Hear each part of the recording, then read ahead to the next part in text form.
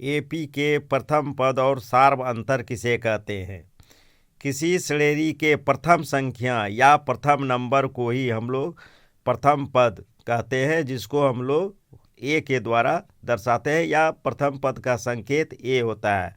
और लगातार दो पदों के अंतर को ही हम लोग सार्व अंतर कहते हैं, जिसको हम लोग डी संकेत देते हैं या डी के द्वारा दर्शाया जाता है। दो लगातार यानी अगला बड़ा या छोटा जो भी हो, उसमें से उसके पहले वाले संख्या को ही घटाया जाता है।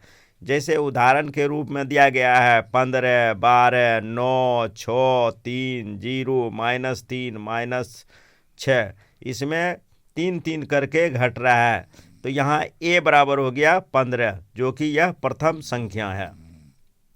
और सार्व अंतर डी बराबर हो गया 15 के बाद है 12, इसलिए 12 में हम लोग 15 घटाएंगे, 9 में 12 घटाएंगे, 6 में 9 घटाएंगे। इस तरह से यानी अगले संख्या में उसके जस्ट पहले वाले संख्याओं को ही घटाते हैं, जो हमारा क्या होता है, सार्व अंतर रहता है। और कम से कम इस तरह से दो संख्याओं को घटा के देख लेते हैं, और उसमें अगर सार्व अंतर एक ही आता है, तब हम लोग कहते हैं कि यह समांतर श्रेणी में दिया गया है।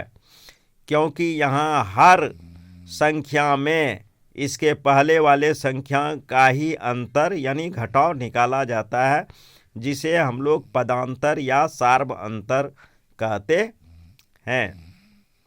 यहाँ संख्या का मान 3 3 करके घट रहा है।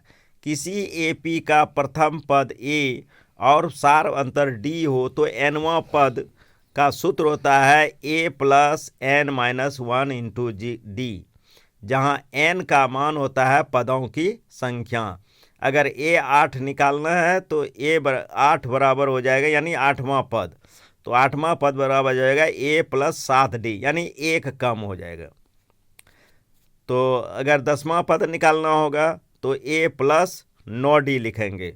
तो इसी तरह हो गया, यानी n-1, इसका मतलब 9 - 1 तो हो गया 8।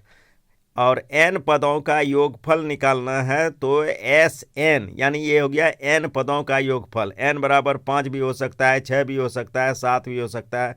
अगर n बराबर 7 है तो हम लोग उसको बोलेंगे 7 पदों का योगफल, यानी n का मान अगर 7 कहेगा तो 7 देंगे।